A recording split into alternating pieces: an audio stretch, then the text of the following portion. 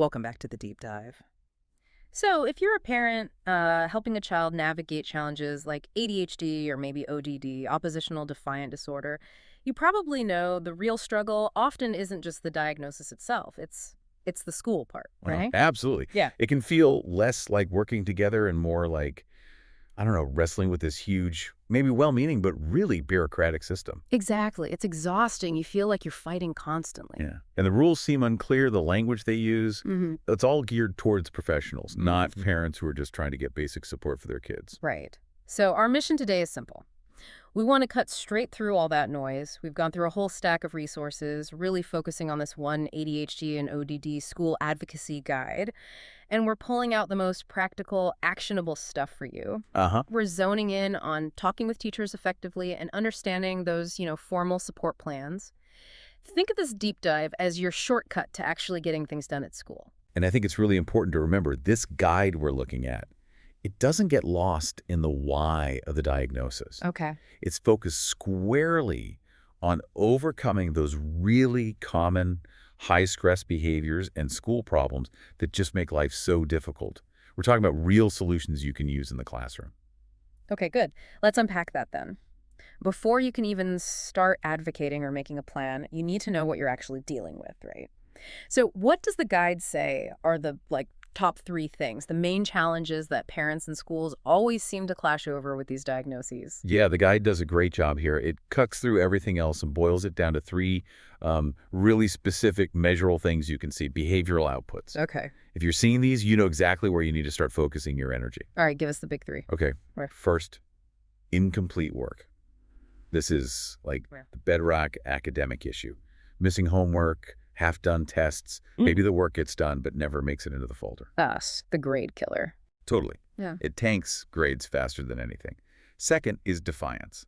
Now, this is anything that pushes back against authority, rules, requests. Right. And this one creates that immediate friction, that kind of emotional heat with teachers. Yeah, I can see that. And the third? The third is hyperactivity or executive dysregulation.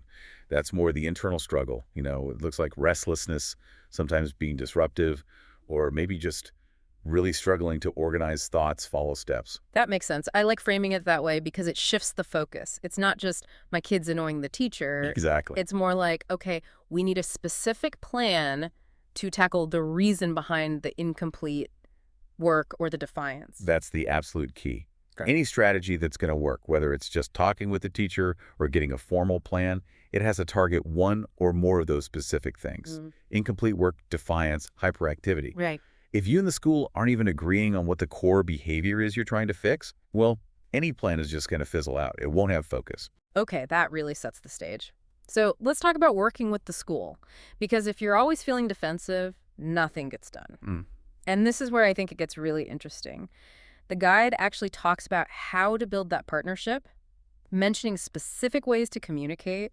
How do we get from feeling frustrated, maybe even angry, to actually working with the teacher, especially with email? Yeah, the guide really emphasizes this idea of emails that work. And the insult here, I think, is realizing just how stretched thin teachers are. Oh, definitely. So a good advocacy email respects their time. It gives them data, something concrete they can use right away instead of just, a long emotional story. So you're saying skip the 4-paragraph email detailing the whole weekend drama? Pretty much, yeah. Keep it focused. Quick and clean is better.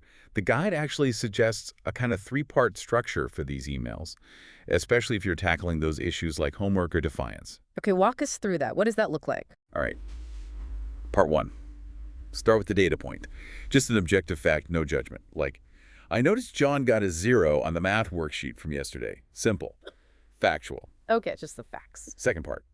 The observed impact, or maybe some internal context. This is where you link that fact to the underlying challenge. So you might add, at home, we saw he got really frustrated and couldn't seem to settle down when he tried to start it. It makes us wonder if maybe getting started felt overwhelming for him. Okay, so you're instantly reframing it. It's not laziness. It's potentially linked back to that hyperactivity or executive function piece we talked about. Exactly. You're shifting it from like a moral failing to a functional barrier. And then the third part, this is crucial, the suggested collaborative solution. So you actually propose something. Yes, but something small, specific, and testable, like Could we maybe try breaking the next few assignments into 3 smaller chunks during class time? We can track how that goes on our end, too. I like that. You're not just dumping the problem on them. You're suggesting a small experiment you can both try, maybe to address the incomplete work. If I were a teacher, getting that kind of structured, actionable email would feel way more productive than just getting another email saying, help. Right. It bridges that gap between home and school efficiently. You're giving the teacher context they don't have, and you're offering a tiny solution they could literally try tomorrow. And doing this consistently, using those emails that work, documenting things, that builds the trust you absolutely need for the next step, which is often formal support. Which brings us straight into what I think causes the most anxiety for parents. All the jargon, the bureaucracy around formal support plans. You hear 504, IEP. What does it all mean? We need the simple version. This is where parents often feel totally overwhelmed. Oh, it's a huge barrier. Absolutely. Yeah. But it doesn't need to be quite so scary.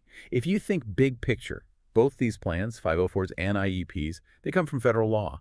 They exist to make sure your child gets a fair shot at public education, even with a disability. Okay. But, and this is the key difference, they do very different jobs. They serve different purposes. Okay, let's nail this down. What's the core difference? 504 versus IEP. All right.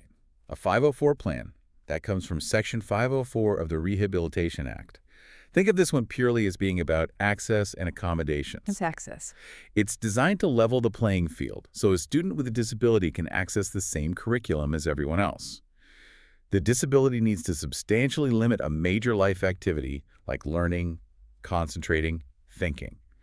But, crucially, it does not mean the student needs specialized instruction. Got it. So for a student whose main issue is, say, incomplete work because they can't focus or need more time, a 504 could give them things like extra time on tests, maybe preferential seating, permission for breaks. Exactly. It changes how they learn, maybe the environment, but not the actual what they're learning. You nailed it. The curriculum stays the same. You're just removing barriers to that curriculum. Yeah.